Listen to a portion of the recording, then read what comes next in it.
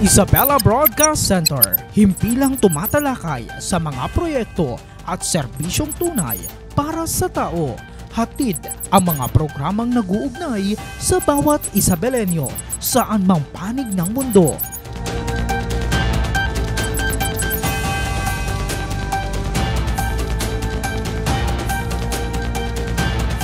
Delivering in-depth, trustworthy, and objective news. Dito ka, konektado. Magandang hapon, Isabela. Muli sumasa inyo ang programang Isabela Connect ka dito. Kasama nyo pa rin ang resident broadcaster ng Provincial Government of Isabela, Ezekiel Kilang. Sa panibagong episode ng Isabela Connect ka dito program, pag-uusapan naman natin ang ginagawang paghahanda ng pamahalang palalawigan ng Isabela kaugnay sa pagtugon sa mga kalamidad. At yan ay sa pamamagitan ng ating Provincial Disaster Risk Reduction Management Officer, walang iba kundi sa Attorney Constante Wato Foronda. At siyempre makakasama rin natin ang OIC ng Philippine Red Cross Isabela Chapter, Sir Mark Oliver Alimok, at si Ma'am Joyce Kristen May Blas, ang Quality Assurance Officer ng Philippine Red Cross dito ho sa lalawigan ng Isabela. Pero bago ho yung mga tanungan, ako naman kumustahin muna natin sila. Siyempre si Attorney Wato Foronda, ang ating hong PDRRM Officer. Attorney, welcome mo sa Isabela Broadcast Center. Maraming salamat. Magandang hapon sa ating mga kasamahan dito at sa mga sumusubaybay. Okay, maraming salamat sir. Sir Oliver, welcome po sa Isabela Broadcast Center. Thank you po at mapagpalang hapon po sa ating lahat. Okay, salamat. And again, Ma'am Joyce, muli tayong magkakasama. Welcome po. Isang magandang hapon po sa lahat po ng nakikinig at nanonood po. There you have it guys. Kung may mga tanong ho kayo sa atin ho mga bisita ho ngayon, abay pwede ho kayo mag-comment sa ating Facebook Live program. Diyan lamang ho sa PIO Isabela. At yan ho'y kanilang sasagutin. Lalong-lalo na't napakarami yung atin ho mga pag-uusapan. Kumustahin muna natin since nandito ho ang ating PDRRM officer na hindi na ho bago ho sa inyo. Talagang siya ho'y kilala pagdating ho sa mga ganito hong paghahanda. Si Attorney Wato, no? Attorney, kumustahin lang ho namin ang ginagawang paghahanda ho ngayon ng PDRRM. Kaugnay ho naman ito sa tinututukang sama ho ng panahon na nasa kalapit probinsya ho natin, nasa bisinidad ho ng Cagayan. Medyo mapalad tayo.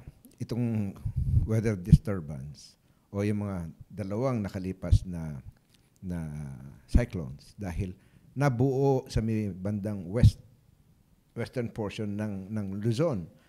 Walang direct effect sa atin dahil malayo-layo.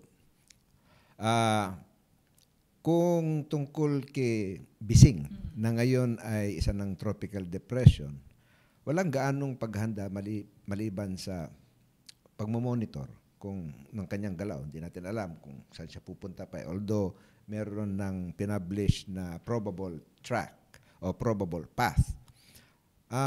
Walang epekto sa atin na directly itong si Bising, pero maaaring magdulot ng pag-ulan yung mga ibang weather systems gaya ng kahit yung southwestern monsoon, wala tayong masyadong nararamdaman. Yun nasa western Philippines yung mga naapektuhan. Itong nararamdaman natin na mga panakanakang pag-ulan, yun yung dulot ni Bising nung siya ay low pressure area pa lamang. Okay. So maganda ho kung gano'n. No? Anyway, mamaya attorney, no, pag-usapan ho natin yung kaugnay pa ho sa mga paghahanda regarding ho sa bagyo.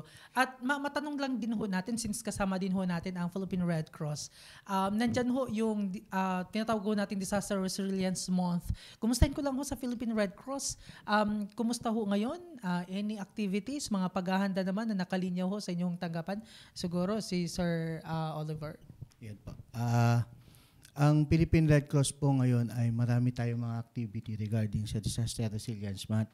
So meron po tayong CPR Day sa July 17. Meron din tayong mga series of bloodletting na nakabinbin, no? Nakaplan na rin. So yung sa PDR natin, sa council natin, meron tayo sa July 25. Meron din sa PNP na naka July 17. And then, meron din po tayo sa Nagilian na bloodletting and San Mateo. Sa LGU ng San Mateo na activity. And sa first aid training naman, meron din tayong nakalaan na training din sa Divilacan para sa July 21 hanggang 28. And yung ibang mga first aid training para sa mga DOLE na requirement ni DOLE, meron din tayong mga walk-in trainings pa. Oo. So, yun. Yes, sir. Mamaya, no, tanungin din naman natin si Ma'am Joyce. Pero speaking of PDRRMC Council meeting ho, I guess kanina, no, Attorney Watu, nagkaroon ho ng muling pagpupulong ang PDRRMC. Kumusta ho naman so far? Ano ho yung mga napag-usapan ho dito? Para sa kaalaman po ng mga nanonood, ang buwan po ng Hulyo ay National Disaster Resilience Month. Tuwing Hulyo, meron po tayong mga aktibidades na relevant doon sa celebration. Yung pagpupulong po kanina, yung piling mga miyembro lamang na may kinalaman doon sa 3 major activities na paulit-ulit na activities every year na ganitong ginagawa natin. Kung sino po yung mga members na relevant doon sa mga projects na yun, siya po ang dumalo doon sa pagpupulong kanina. At maganda naman ang naging resulta. More or less ready na para doon sa tatlong activities. Meron ng mga araw na napili, kung sino yung mga punong abala doon sa mga aktibidades na yon. Kaya maganda, fruitful yung meeting kanina. Yung meeting kanina ay bunsod nung kasunduan nung huling full council meeting na magsasagawa ng mga aktibidades ngayong Hulyo. Incidentally, si OIC Makmak ng Red Cross ay hindi po malayo sa PDRRMO dahil dati po siyang division head. Training ba yun noon?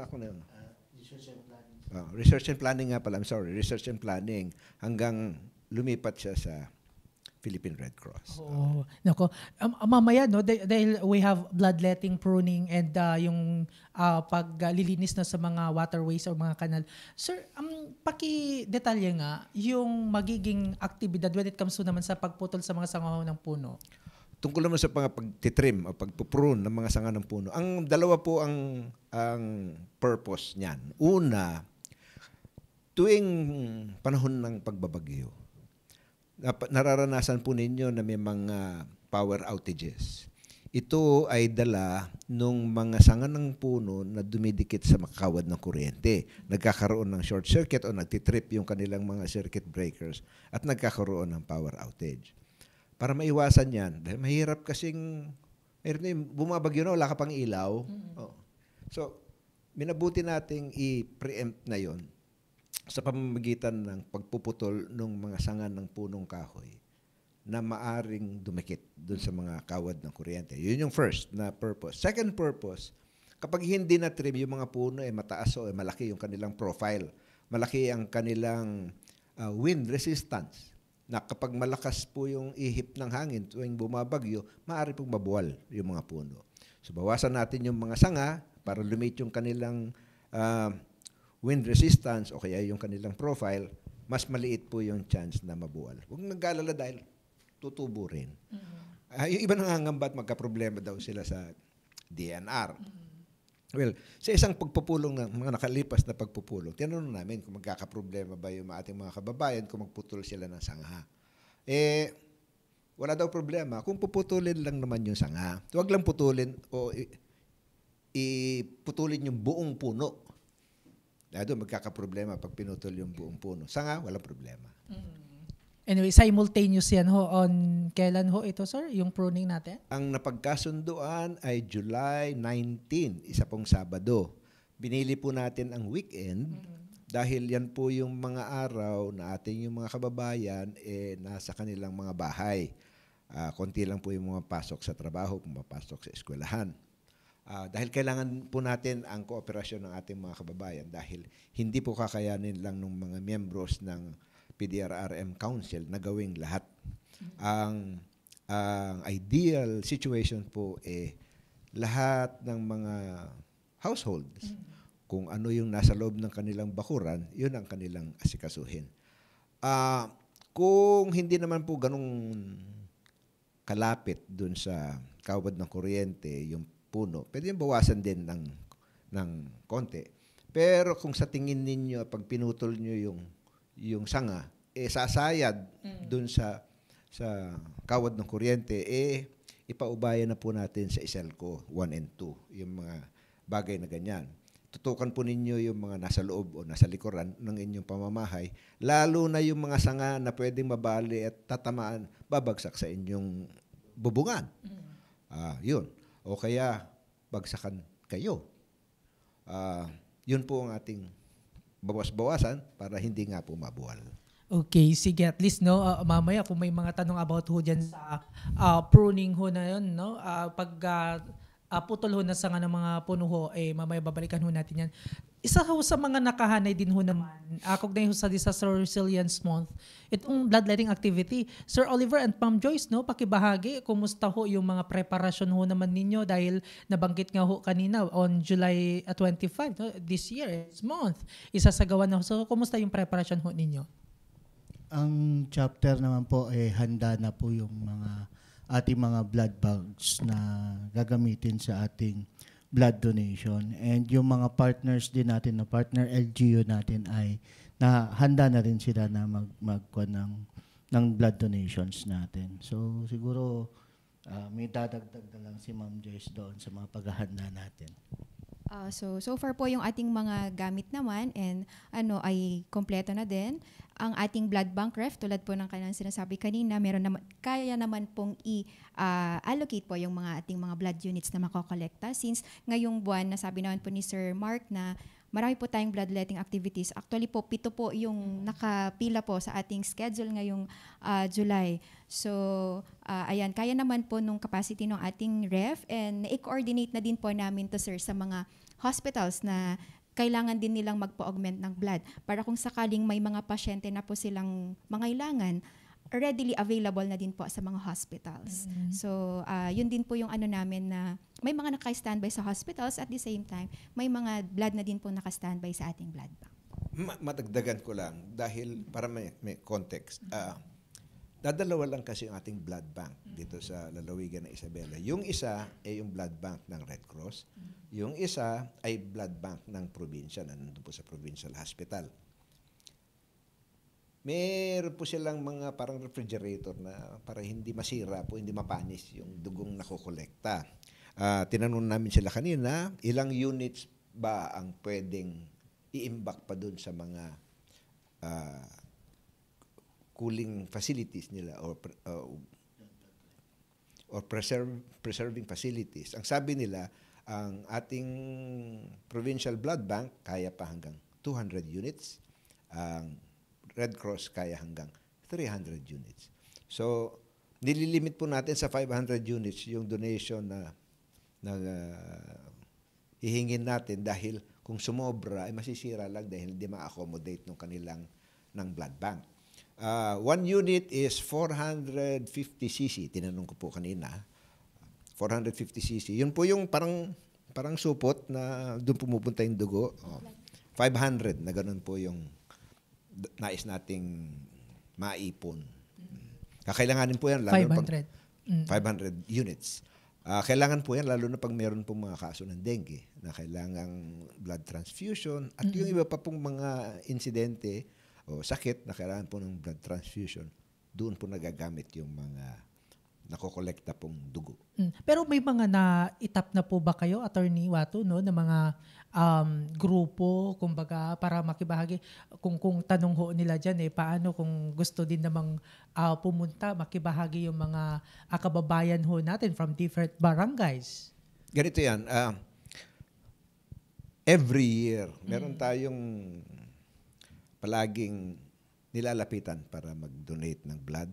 Ito yung mga tiga Philippine National Police, ang mga tiga Bureau of Fire Protection, ang mga tiga Philippine Army at yung Army Reserve, pati po yung mga scholars ng ating Bro Education, yung ating scholars po ng provincial government, lalong-lalo na po yung mga alumni, yung mga napag-graduate na natin, baka sakaling mahikayat po natin silang mag-donate. Pati po yung mga staff ng PDRRMO at staff din ng Public Safety Office at iba pa pong mga kawani ng provincial government.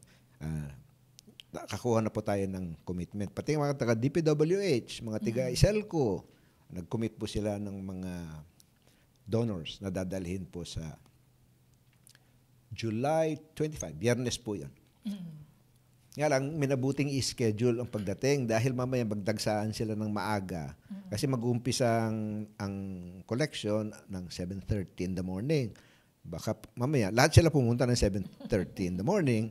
Yung 500 na donors na yon, hindi po sila maasikaso kaagad dahil ang capacity po nung ating activity ay 50 at a time. Kaya mauna muna yung schedule po natin by batches para hindi naman masyadong matagal yung paghihintay nila. Well, speaking of bloodletting, no, kanina sa council meeting ho ay napag-usapan yung mga dapat at hindi dapat gawin ng mga blood donors ho natin. Siguro paki-explain na lang further, Sir Oliver and Ma'am Joyce, yung mga dapat hong malaman ng atin hong magiging blood donor para nang sa ganun pasok ho sila, no, pag sila ho pumunta sa mismong venue.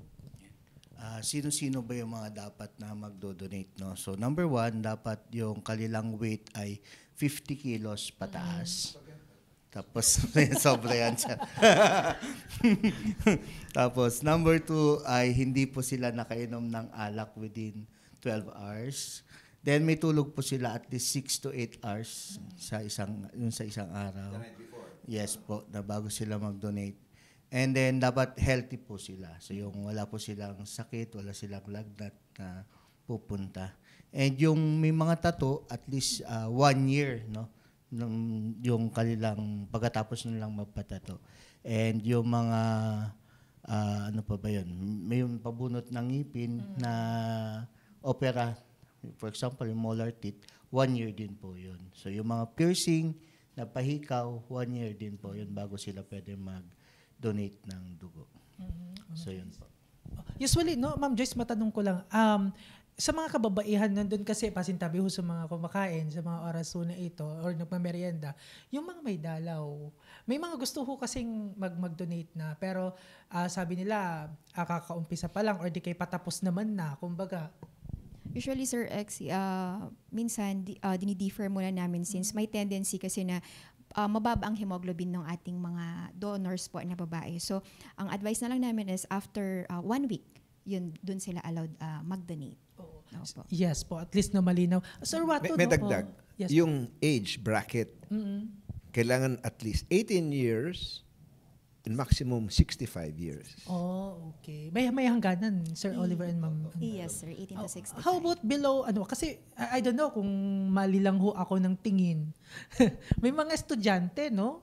College students. Yung iba, siguro, below 18. Yung 16 and 16. 17 years old, pwede silang mag-donate Unless, basta meron parent consent. Oh, okay. So, Parent kung consent. gusto ng parent nila na mag-donate sila, pwede silang makakapag-donate. Oo. Siguro, katanungan mo, bakit nandiyan ang bloodletting? Bagyo naman ang pinag-uusapan. Attorney Wato, paki-explain, ano ba ang kalagahan kapag nandyan ho ang pag-donate ho ng dugo during ito nga hong may mga calamities? Naitatapat kasi na yung Disaster Resilience Month kapag nagkakaroon ng outbreak ng dengue. Yun yung mga panahon na nagkakaroon ng dengue outbreak. Kaya mga naunang mga activities ng Disaster Resilience Month, may outbreak noon. Kaya minabuti nilang isama na sa mga activities ang blood donation para lang doon sa mga victims ng dengue. At yung iba pang mga sakit na kailangan ng blood transfusion. At yung mga na-aksidente o yung mga nanganganak.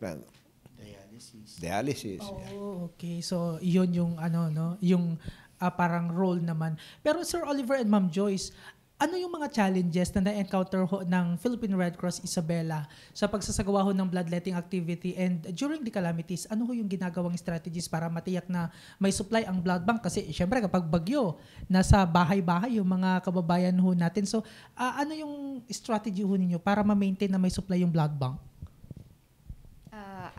bali nagdo-donor recall kami. Pag nakikita na po namin mababa na yung supply ng ating mga blood, yung ating mga dating donor na may 3 buwan na pong nakalipas na nag-donate, dun po, tinatawagan po namin sila.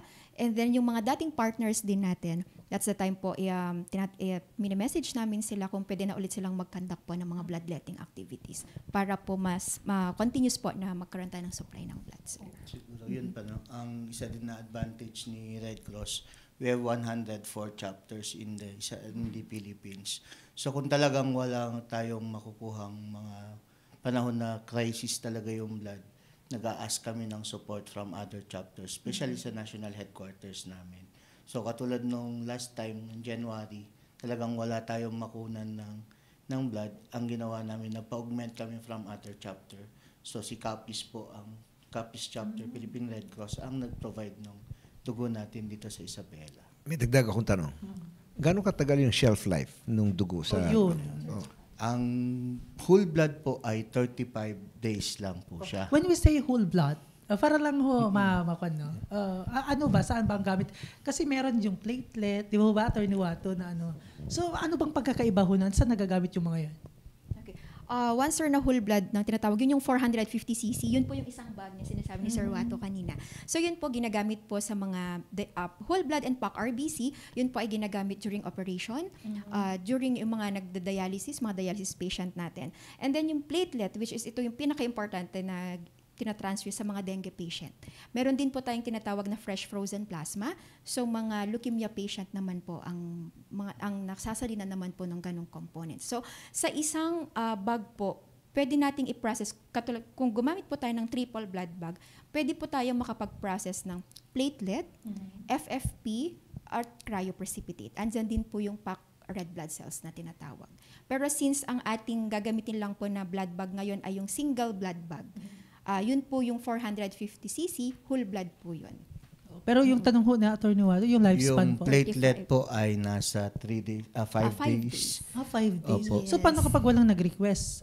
Then, nasa 5 days nag-expire. na? Mag-expire lang po siya. Anong gagawin ho doon, sir? I-kwan po yun, I-dispose na. i-dispose po yun. Yes. Pero may mga ganong instances. Meron po Yes. talagang nangyayaring ganun. Sa whole blood, ganun din ho. 3 to Opo, 5 meron days. din. 35 days 35. po. Yes. So pag frozen plasma, 1 year. 1 year. Yes, year. apo. Okay. Pero ano ho yung in-demand na nare-request ho ngayon? yung whole blood At at pack saka RBC. yung pack RBC. Oo.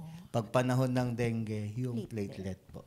Yun po yung dahilan kaya maingat din sa pag-determine na kung gaano kadami yung ihinging donation. Kasi kung sobrang dami, unang-una, hindi ma-accommodate ng mga blood banks. Pangalawa, pag sobrang dami, baka umabot ng 35 days na hindi nagagamit. Sayang lang. Sayang yun.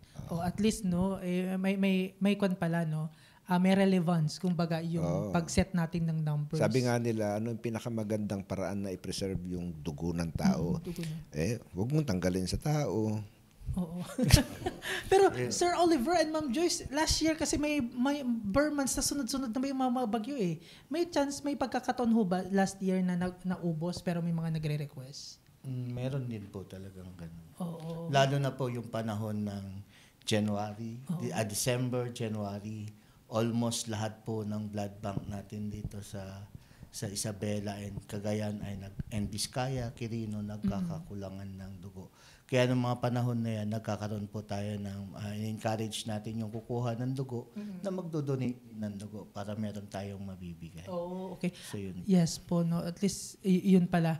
Attorney Wato, July lang ho ba yung plan ng PDRRMC? Or pwede kayo masundan monthly na? Lalong-lalo na kapag ganitong mga malapit na yung months, may mga bagyo talaga eh. Ang alin yung Bloodletting activity. Bloodletting? Maraming factors kasi. Una, demand. Ano ba yung... Meron silang statistics kasi kung ano yung mga panahon na malakas o mataas yung demand. Doon magpupursige ng bloodletting ngayon. Pag may mga panahon naman na kakaunti, makukuha yan lahat sa statistics. So, hindi rin gaano magkakaroon ng bloodletting activity. Madaming factors na at saka yung capacity. Capacity ng mga blood bank. Anyway, at least marami na tayo na pag-usapan about bloodletting activity. Balikan ho natin yung sa bagyo. Subok na ho ang ating probinsya ng Isabela pagdating ho sa mga bagyo. Meron po bang mga pinakatutukang lugar ho dito pa rin sa probinsya ho natin, Attorney Watto, tuwing may mga bagyo? Meron po. Yung mga traditionally, by experience, sila yung palaging nasa salanta kapag may bagyo. Pero bago ko sagutin po yung tanong, siguro para may context din, ang Provincial DRRM Office, ang trabaho po niyan ay augmentation. Ang frontliner po ay yung mga city and municipal DRRM offices. Ngayon, kung sa tingin nila ay ma-overwhelm na sila, ibig sabihin yung resources nila kapos para tugunan yung pangangailangan ng kanilang mga kababayan, sa amin po tumatawag ng saklolo para i-augment po namin sila. Meron din pong tinatawag na interoperability. Halimbawa, isang bayan, meron siyang insidente, hindi sasapat yung kanyang resources para tugunan yung insidenteng yun, pwede po siya magtawag sa mga karatig na bayan or sa probinsya at lahat po sasaklolo dun sa nangangailangan. Balikan ko yung tanong. Yun pong mga nasa downstream municipalities, San Pablo, Santo Tomas, Cabagan, Tumawini, Santa Maria. Yun po almost every year tinatamaan po sila ng pagbaha. Hindi not for anything else, but yung po kanilang geographical features. Kung ilalatag po natin ang lahat ng bayan dito sa Isabela, sa isang linyang ganyan, kung ano yung kanilang elevation, pinakamababa po yung 5 yun. Dahil, nakikita ng downstream Doon papunta yung tubig, sila yung pinakamababa ang elevation. Kaya pag tumaas po yung level ng Cagayan River, sila po yung maunang nababaha. Oo. Pero kumusta ho naman kasi I know ang dami nagre-request for training sa PDRRM kasi ang dami na din hong mga awards so yung tanggapan ho ninyo, subok na kumbaga. Ito mga downstream areas ho na ito, may mga na-train ho bang mga Oo, person? capacitated po yung mga yan dahil yun ang kanilang response dun sa kanilang situation na kailangan nila meron silang water search and rescue personnel and equipment. Kaya kung mapapansin niyo yung mga nasa downstream municipalities, kompleto yung kanilang mga bangka, mga life vest, mga lubid, mga kinakailangan kapag meron pong pagbaha. Pero hindi pa sumasapat. Hindi po kasi ganun kadali ang bumili ng mga water search and rescue equipment. Lubhang napakamahal po ng mga gamit. Kaya nag-iipon pa lang po sila ng kanilang mga gamit. Ang probinsya, dahil po, kung i-compare po natin, malaking ang diferensya ng pondo ng yung tinatawag na local DRRM fund. Mas malaki ang probinsya, kaya mas marami pong gamit na nabibili. Ngayon, kung panahon po ng, alam mo, may paparating na malakas na bagyo at ang sabi ng pag-asa, marami ang ibabagsak na ulan, hindi na namin hinihintay na tawagan pa kami. Dahil for the past several years, sila palagi yung na-overwhelm. Bago pa lang dumating yung baha, nagpapadala na tayo ng mga prepositioning ng mga tauhan at kagamitan dun sa mga lugar na pwedeng bahain. Pero, hindi natin dinadala lahat. May naiiwan pa rin dito sa Kapitolyo na 1 or 2 water search and rescue teams para kung halimbawa meron namang magpatawag na iba, meron tayong padadala. Okay, so ibig sabihin sa preparation as is pa rin pero mas pinaigting pa yung preparasyon ho ninyo. Tama, dahil every year meron tayong natututunan. Kasi hindi constant yung situation Hindi consistent. Iba-iba. May mga pagkakapareho taon-taon pero minsan may mga susulpot na mga bagong issues. Uy, ngayon lang nangyari yan. Kaya sa susunod alam na natin. Paghahandaan na natin yan. Oh, well, that's good, no? Anyway, maraming salamat. Ang dami na ho nating mga natutunan from doon sa paghahanda, sa bagyo, sa pruning, sa bloodletting activity. Maraming salamat to. Siguro, no, panghuli na lang, mensahe ho ninyo and of course, paalala sa atin ho mga viewers. Unahin muna natin sa Philippine Red Cross, Sir Oliver and Ma'am Joyce. Muli po doon sa mga kababayan natin dito sa Isabela, na ina-encourage po namin kayo na mag-join sa atin sa bloodletting.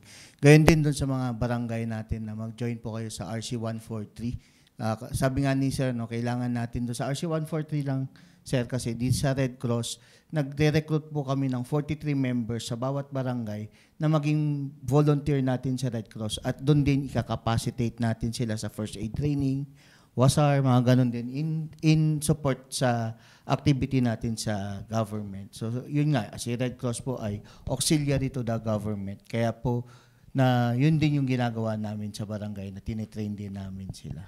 So yun po. Ma'am Joyce. So lahat po sa lahat po na ating mga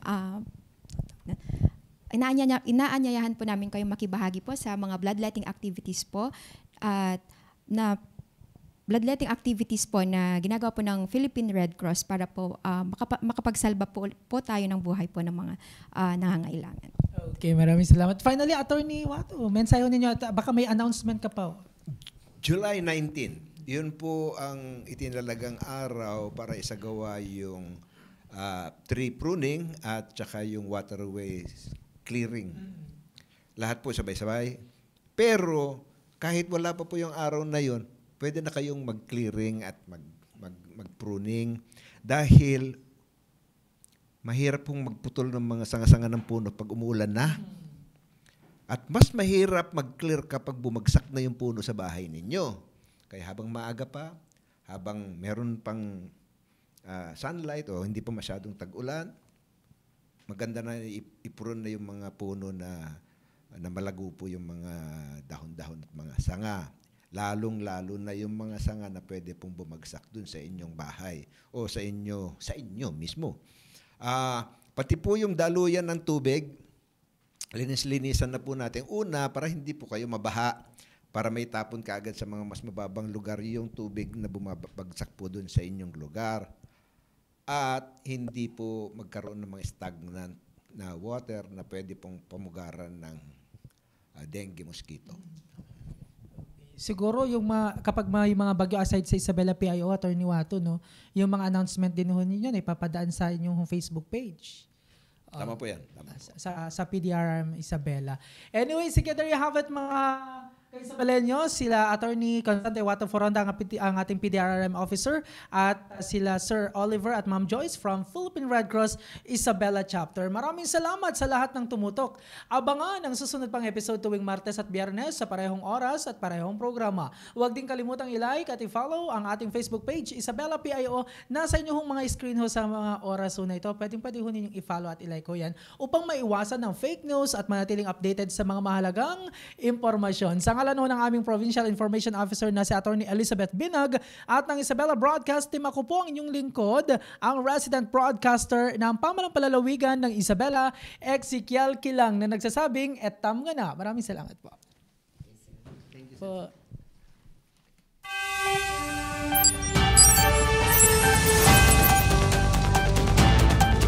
Isabela Broadcast Center, himpilang tumatalakay sa mga proyekto at serbisyong tunay para sa tao. Hatid ang mga programang nag-uugnay sa bawat Isabeleño saan mang panig ng mundo.